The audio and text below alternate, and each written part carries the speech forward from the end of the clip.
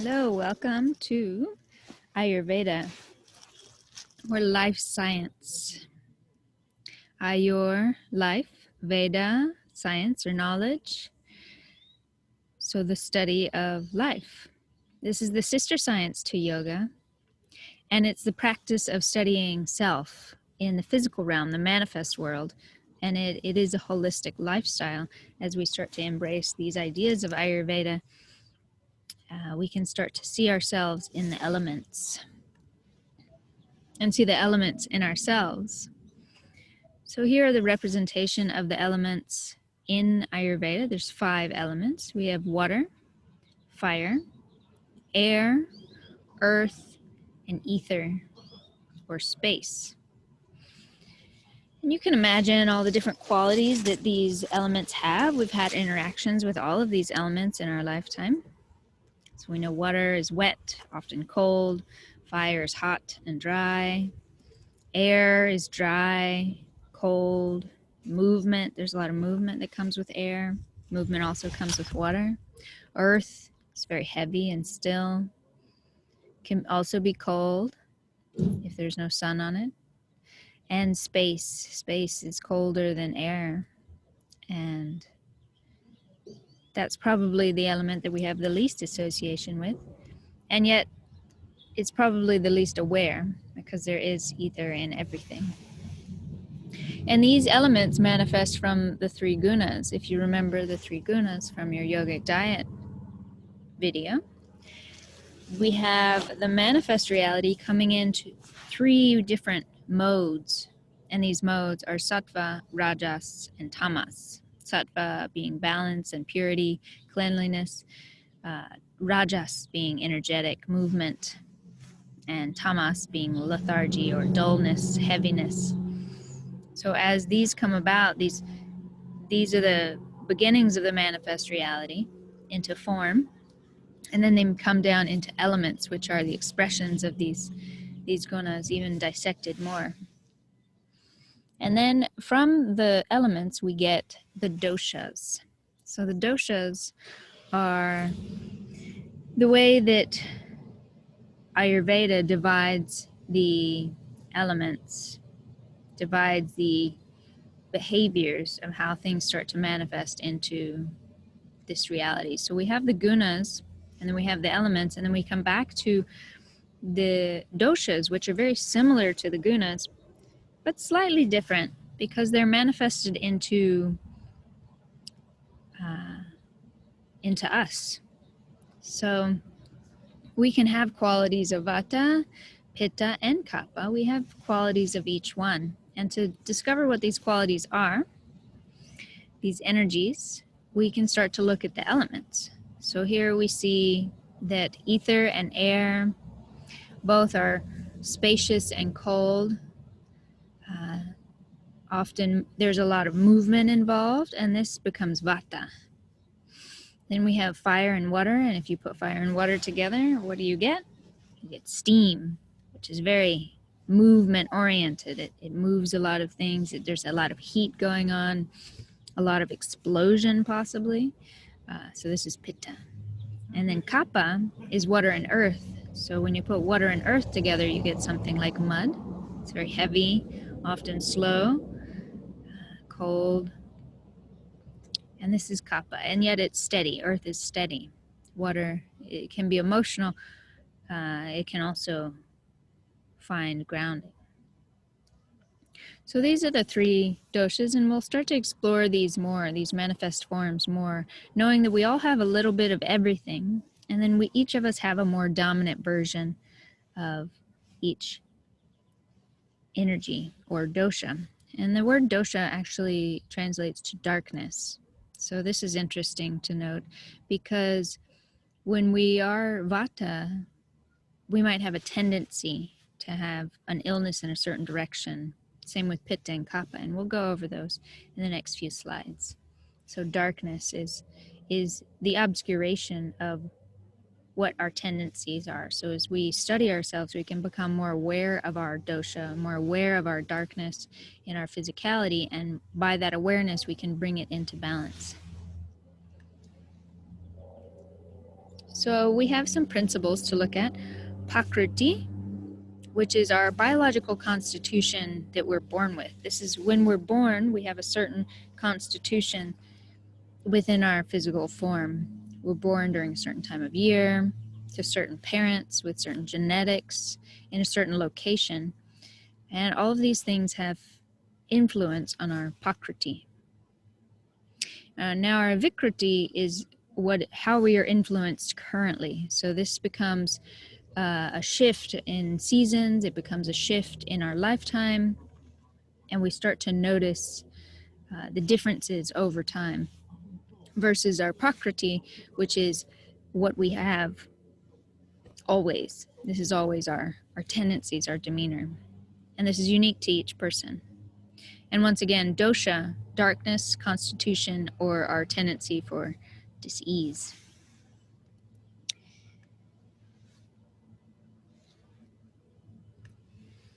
So now let's look a little bit more at our kapha, pitta, and vata.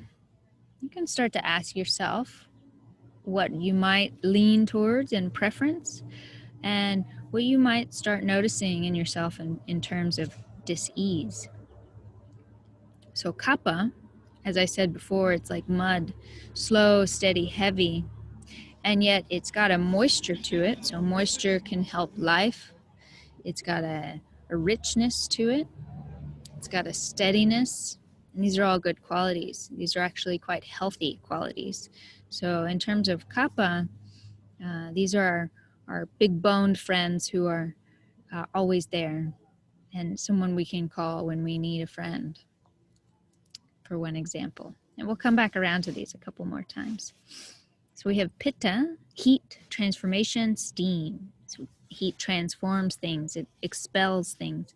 It often can cause inflammation. So these are the fiery people, the red-headed, blue-eyed, tall, or balanced looking people who might have a lot of activity going on in their brain or a lot of activity going on in their mind, in their daily life. They might like saunas, and yet they tend to have inflammatory diseases. But they get things done, pitta. And then we have vata, once again, cold, dry, and movement. So vata is very creative.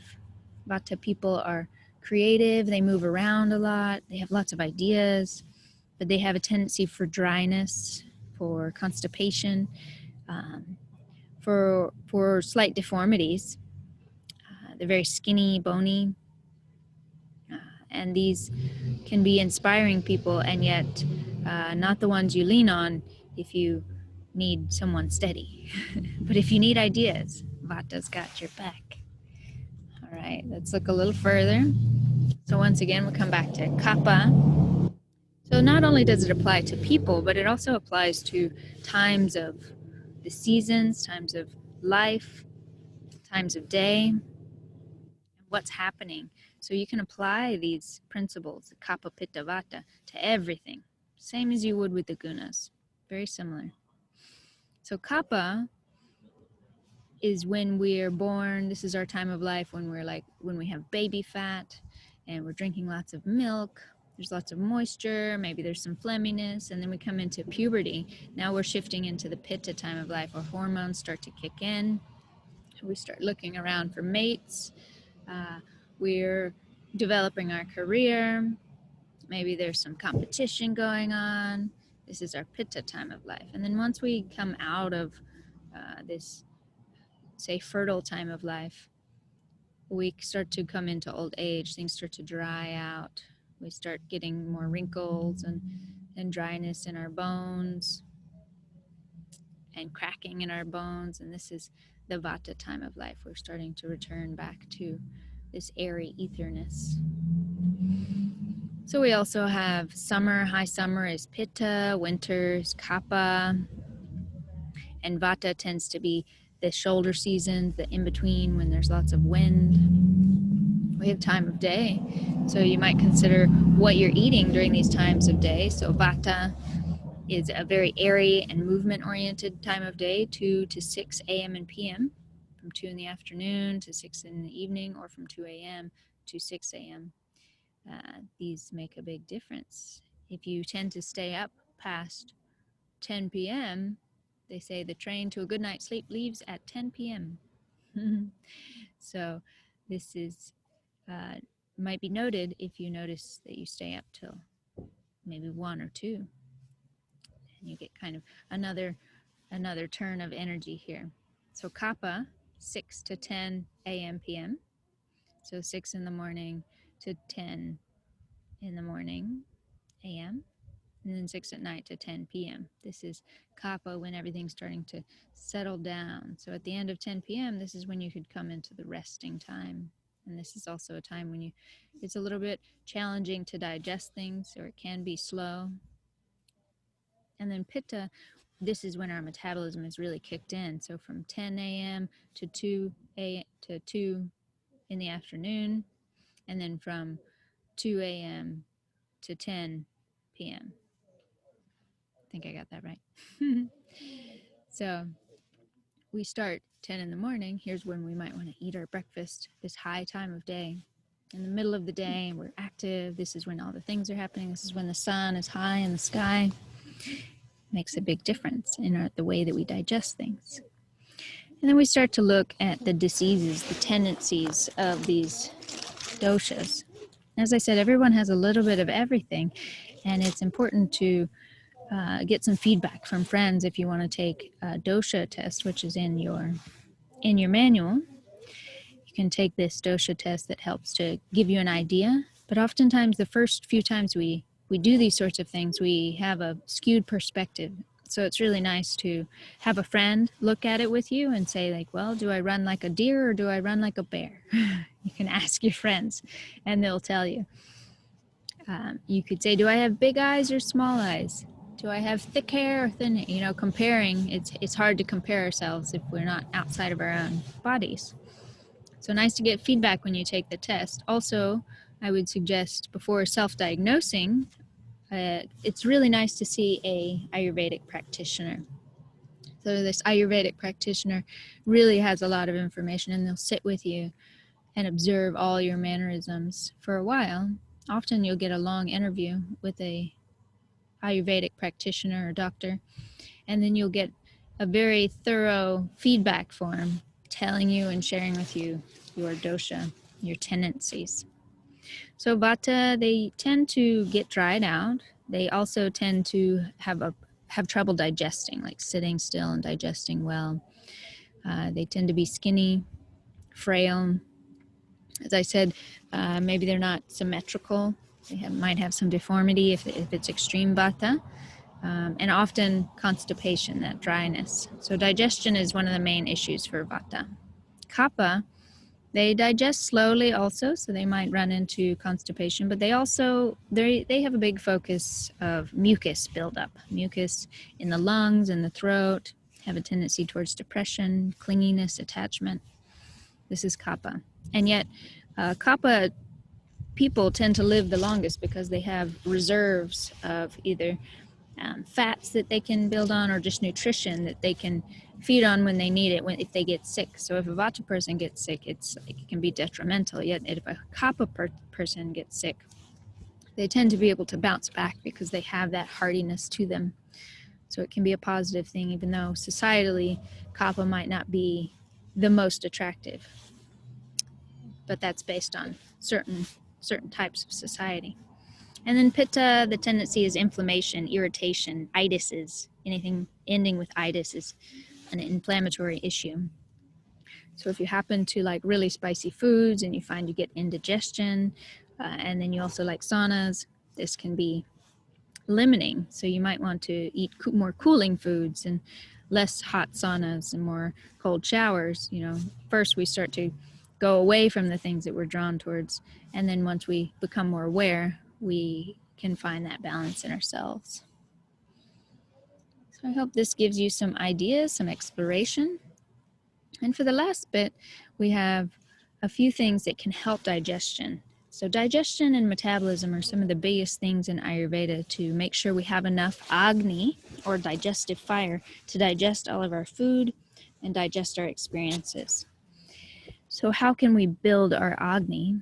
This is one of the foundational principles of Ayurveda, is to get that Agni to burn the food that we eat. So things like ginger, salt, this is like mineral salt, like Himalayan or Celtic sea salt. These tend to help digestion. Apple cider vinegar helps digestion. Lemon water in the morning, warm before you eat anything. This can help get things moving. So letting yourself focus for a while on digestion can be a really huge help. And forms of enzymes, probiotics, these kinds of things. And then the other principle I want to mention is ama. And so this is toxins that your body, your liver can't digest. So this is a really fundamental principle, this phlegminess that we want to get rid of in Ayurveda. So we want to digest everything, and anything that we can't digest, we want to get rid of these toxins, which are called ama.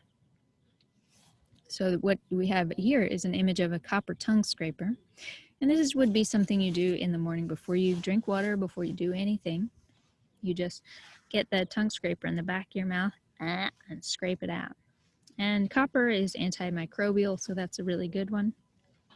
You don't want to scrape too hard, but you do want to scrape a couple times. And then you just rinse it off. You'll see different colored sludge come off of your tongue. And, you can observe that. Notice what you ate before and notice what color the sludge is.